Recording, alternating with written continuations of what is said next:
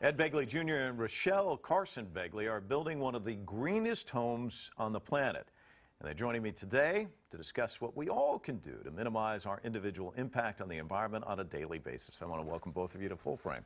Thank you, Mike. So, Ed, you were green before it was cool. I mean, you were there, long time ago. What caused you to become such an activist? There were some good influences and some bad influences. The positive was being my father's son. Ed Begley Sr. was a wonderful actor and also a guy that had lived through the Great Depression. He was the son of Irish immigrants. So we turned off the lights, we turned off the water. You saved string, you saved tinfoil, you just didn't waste. So I learned that from him.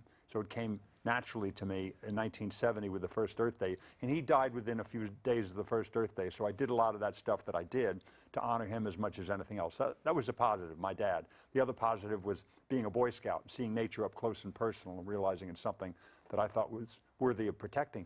The negative was living in LA. Horrible choking smog in the 50s and 60s as a young boy, 20 years of horrible smog. So when they said, hey, we got to clean up there, I went, boy, you ain't kidding. We really got to clean up the air in LA, so let's get started. So I became an activist in 1970 and haven't looked back since. Most people don't, I grew up here as well. Most people don't know what it was like back then, where it would just sear your lungs. It was unbelievable You how couldn't bad run it was. from here to that door as a young man. You couldn't sit here on some days without hurting, just breathing in and breathing out, not doing anything. But we've come a long way. That's a testimony to how you can fix things. We have 4 times the cars from 1970, millions more people in LA, yet a fraction of the smog. We all did that together. Rachelle, I have to ask, you can tell that he's an environmentalist through and through. You think? But is he a hopeless romantic? Was that first date you had to go and look at solar panels? Tell us he at least took you somewhere nice on the first date. The first date was actually where we reconnected, was an environmental event. Yes, indeed. So did he take, one of the first dates we took the bus. My first and last bus trip with Ed was, yes, he said, the only way we're going to get there is if we take the bus. I thought, fine, but I didn't realize in LA, it's a very circuitous route to go. Back then, there was no direct way to get to West Hollywood the way there is for many years now over Laurel Canyon. She was less than thrilled with it. Yeah. But there was like a prenuptial agreement, I'm sure, dealing with... Yeah, we have the only prenup in Hollywood that involves carbon credits. Exactly. So you have this passion, and now, people have seen your lifestyle, which many people are like, oh my God. How does she live with him? Yeah, how do you live with him? It's incredible, isn't it? And he must sit at home and go, I've thought of something else new, and... He's constantly thinking, yes, and he's a whirling dervish. This man never stops, but he is true to his convictions. He walks his talk. Absolutely. I'm a man of my convictions. I serve time for every one of them. But it's funny, you talked about we all did this, and yet there are some, I'm sure, who sit there and watch you and say, yeah, but you know what? It's terrific what these two are doing, but it's like a pebble in the ocean. It's got to be the policy people, it's got to be the politicians. Mm-hmm. What kind of real, tangible impact can an Ed Begley have? What would you say to them? I would say it's my opinion that there's 2 lies about the environment. One is that there's no problem, everything's just fine. Don't worry about it. We don't have any big problems or even any medium problems.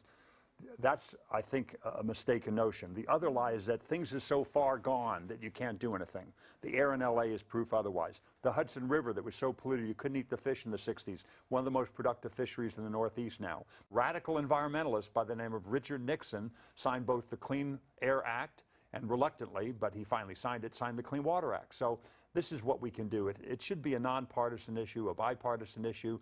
There are no Democrat kids or Republican kids. We want our kids to breathe clean air and to have clean water. But I'm sure you've heard the same argument. What do you say to them? The same thing? Is that just kind of, you do feel like you can tangibly impact things? I think that goes with any social movement that's happened. The wall came down in Germany, and all of the things that have happened. It takes one person to stand up and say no. So I do believe that people like Ed, and I guess hence myself, because I live with him and follow his lead, can make a difference. And you know what? We have to make a difference, because it's not only about the polar bears and all of that. It's about our health, our children's health. Some of our viewers are in China, they're in Beijing, you know, and you've seen the choking air there. And it's not just Beijing. I mean, we see it in Tehran. Shanghai, I was there, very bad. And there's other places. I mean, you see these economies that are emerging, and people who used to be on bikes, now suddenly they're out in cars, and you're starting to see the choking smog. And it's almost, you can trace the economies as they start to grow. So does the problem. So what would you say to the folks that are watching? What can they do? How can they influence things? Well, I think if you accept the fact that it's jobs or the environment, I think that's a mistaken choice. I think it can be jobs and the environment. When you really think about it, there was jobs making those catalytic converters, the combined cycle gas turbines, the spray paint booths, all the things. There's jobs making solar panels, electric cars and hybrid cars, and good insulation and double pane windows and all those things. Aren't those jobs too? I certainly would concede that there's jobs in oil derricks and in refineries and coal mines. Those are jobs. I agree. Any sane person would. But there are jobs doing those other things too. And if you can move through efficiency to less dependence on foreign oil in our case. You know, $350 billion a year is leaving this country, the United States, in foreign oil. So through energy efficiency, save a lot of that money. Then what do you do with that money? You invest in renewables, more wind and solar and what have you. And now there's some exciting battery technologies and storage, power storage technologies that are getting quite cost effective. So you can store that wind power for nighttime or time when the wind isn't blowing. Store that solar power at nighttime or when, you know, the sun isn't shining on a cloudy day. There's storage methods now that weren't available just a few years ago. So with that storage capacity, you can really put up more aggressive wind and solar, and geothermal is a very effective way to generate power too. And as big a problem as they have in China, to my understanding, there is much in the solution as well. I mean, don't they have some of the greenest model cities, and they're the #1 leader in solar in the world? They're investing a lot more than us in to. solar technology. They're concurrent with that. They're putting a lot of money into coal, hence the bad air in Shanghai and elsewhere. But they are investing a lot more than we are by a long shot. You know, a lot of people here in the United States are familiar with your home and your projects, but some of our international viewers might not be so. How would you describe it to somebody who, you know, let's say we're at a dinner party, how would you kind of tell them about your home? I will tell you everything I have in my home within the constraints of time, but I'll first tell you, I urge everybody to do it exactly the way I did it in 1970. That's when I started. I did not run out in 1970 and buy hugely expensive 1970 solar panels. I was a broke and struggling actor. I didn't go into debt doing that. I did the cost-effective stuff that I could do in 1970, and I instantly saved dough. That's what I want everybody to try. Get the energy-efficient light bulbs today. Get them today. Get the energy-saving thermostat and put that up today and program it. Weather stripping, put it up today. Ride a bike if weather and fitness permit. Take public transportation if it's available near you. Home gardening, home composting. There's a common thread in that list I just made, Mike. Everything I just cited, dirt cheap. You will, I guarantee it, save money if you do any of those things on the list. You take that money, invest it, then maybe you buy a little solar oven to cook some meals. You buy a rain barrel to collect your rainwater. Put up some attic insulation. Maybe double pane windows one day. You build low-hanging fruit, medium-hanging fruit. Finally, one day, God willing, you put up some solar panels if you can afford them. But you said if you can afford them. Isn't that one of the things that people look at and they say, geez, it's just going to be so expensive to go your route? To build a house that's really as energy efficient as, at least initially. If you did it all at once, it would be hugely expensive and problematic. But you don't run up Mount Everest, do you? You get to base camp and you get acclimated. That's what I did. I did the cheap stuff first, saved some money, took a beat. Then eventually, 1985, 15 years later, I got solar. Still not solar electric, solar hot water, much cheaper. Bought a wind turbine as an investment in '85. I kept building and building. So if you did it all at once, you might go broke doing all these things. But I didn't do it that way. I don't expect others to.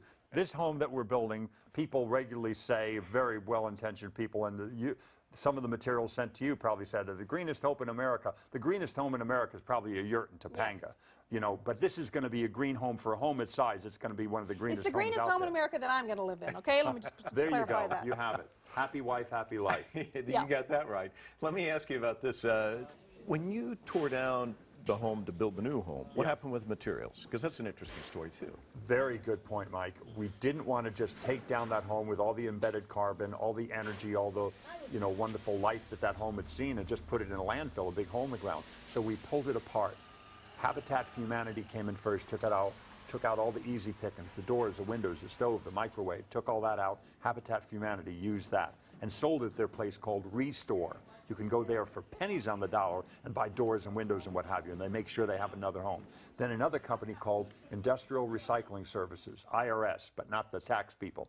They came and the IRS took my home, but I was happy they did. This Industrial Recycling Services came and dismantled it and took it down to Mexico, where they made a church out of all the old wood and bricks and everything from the house. It got another life, which is what I wanted.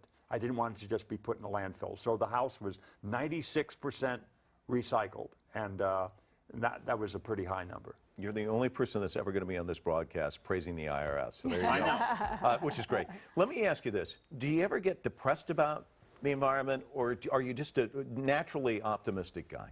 There are moments that you can get depressed, certainly. They don't last long for me because there's no point in depression. You know, I don't see a lot of future in just being depressed. But when you see what's happening with the coral reefs, I'm concerned. You see the gyres of plastic out in the ocean. There's 5 big gyres. Not like an island of plastic, but there's plastic, really dense plastic in the ocean in 5 big spots. There's a real problem, in my opinion, with climate change. We have problems with ozone depletion. On and on. These are big ticket items, but what can we do about them now that they're out there? You know, I have a water bottle that I carry around.